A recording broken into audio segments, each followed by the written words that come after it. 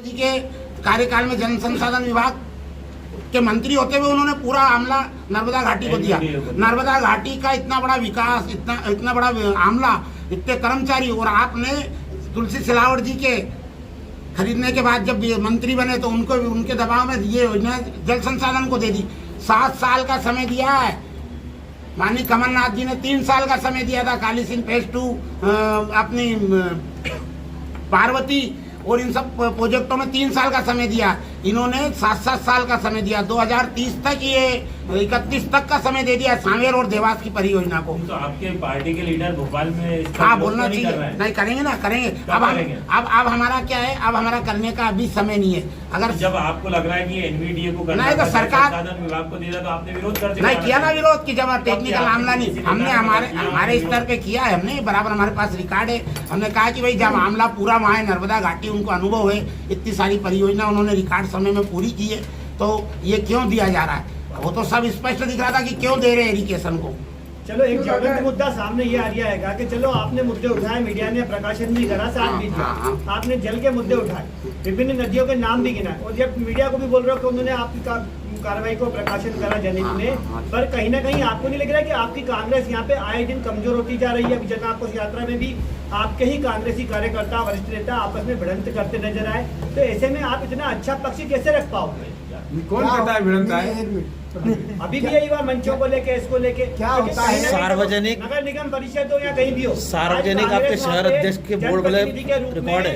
अच्छा नेतृत्व तो नहीं कर पा रही है, आप इस फीडबैक को कैसे मजबूत करोगे? आप तो आवाज उठा रहे हो और वास्तव में ज्वलंत मुद्दे उठा रहे हो, पर एक जो आपकी निजी कमजोरी है, टिकटों के पहले केस स्टार में हो जाती है, तो आप मजबूत फीडबैक कैसे प्रस्तुत करोगे?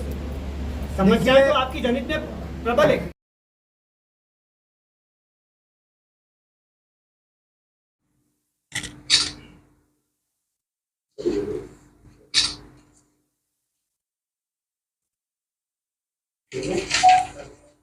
के प्रयास से नर्मदा सिंचाई परियोजना, नर्मदा देवास उद्गम परियोजना की जो DPR बनी थी, उसके बाद सरकार बदलने पर उसको ठंडे बस्ते में डाल दिया। लगातार सबके प्रयास करने के बाद वर्तमान समय में जो मंजूरी, पहले प्रशासकीय स्वीकृति, हम सबके प्रयास से भोपाल तक पद यात्रा और विभिन्न तरीके से पोस्ट कार्ड अभियान, माननीय मुख्यमंत्री से बार बार मिलना, जिलाधीश महोदय के माध्यम से मिलना, माननीय दिग्विजय सिंह जी के माध्यम से पत्र व्यवहार करना शासन को, तो उसकी प्रशासकीय स्वीकृति मिल गई थी।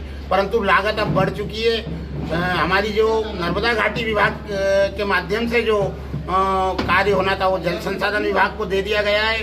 कल 26 तारीख को नर्मदा घाटी विकास प्राधिकरण ने फिर से इसकी लागत बढ़ने के बाद नर्मदा प्रशासकीय स्वीकृति दी है। अब ये 6000 करोड़ की योजना हो चुकी है। काका, आपने चूंकि प्रेस वार्ता करी और प्रेस वार्ता में अपने भाजपा विधायक पर झूठा छिलने की खास बात की। बिल्कुल बिल्कुल, उन्होंने कोई प्रयास किया तो सार्वजनिक करें ना पत्र व्यवहार को, या उन्होंने देवास के लिए कुछ, नर्मदा सिंचाई परियोजना के लिए कोई भी प्रयास किया हो, या कोई भी अतिरिक्त बजट किसी भी काम का वो देवास में लाए हो, तो बराबर उन्हें बताना चाहिए। हम बराबर उनका स्वागत करेंगे, धन्यवाद देंगे। आपका ये कहना है कि ये मतलब कुछ गलत बयानी हो रही है क्या? हाँ, श्रेय लेने की बात हो रही है। हमने नर्मदा के पोस्टर लगाए थे बधाई देने के लिए, नजुल पे की समस्या के लिए समर्थन मांगा था, तो 24 घंटे में हमने जबकि भुगतान करके लगाए थे संबंधित एजेंसी को, तानाशाही और दादागिरी करके निगम प्रशासन से उन्होंने हमारे पोस्टर भी निकला दिए। पर जिन लोगों ने सड़क पर संघर्ष किया है, भोपाल तक पद यात्रा की है, विभिन्न तरीके से अपना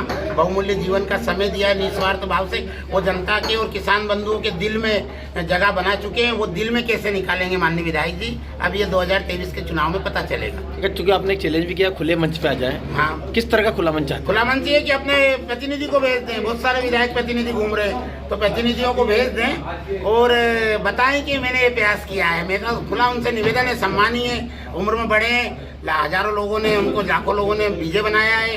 8 बार उस परिवार को जनता ने सम्मानित तरीके से चुना है, तो उनकी जिम्मेदारी बनती है। पर हमारा तो आपसे एक ही निवेदन है अंत में कि जो एक जिला अस्पताल में छोटा सा ट्रामा सेंटर बात अभी नर्मदा चल रही है, जब ये 6000 करोड़ की योजना कैसे स्वीकृत करा लेंगे? इतने संवेदनशील जनप्रतिनिधि नहीं है। मैं ऐसे झूठे श्रेय की निंदा करता हूँ जिस प्रकार का उन्होंने दुष्प्रचार किया। वो इतने जो फ्लैक्स लगे थे 200 करीब, उसके बारे में फिर क्या कहेंगे? नहीं, जो फ्लेक्स लगे थे उसमें नर्मदा सिंचाई परियोजना का फ्लेक्स था ही नहीं, क्योंकि जो काम उन्होंने किया ही नहीं है तो वो कैसे याद रहेगा, कैसे फ्लेक्स लगाएंगे। माननीय पत्रकार श्री सौरभ सचान जी ने पूछा भी था कि आपने नर्मदा सिंचाई परियोजना का क्यों नहीं लगाया इसमें पोस्टर, तो वो पोस्टर था ही नहीं नर्मदा सिंचाई परियोजना का। ठीक, धन्यवाद।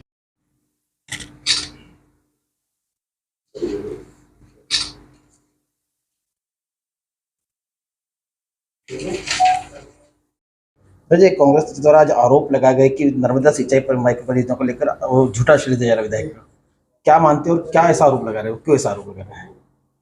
देखिए, ये बात सुनकर ही हंसी आती है।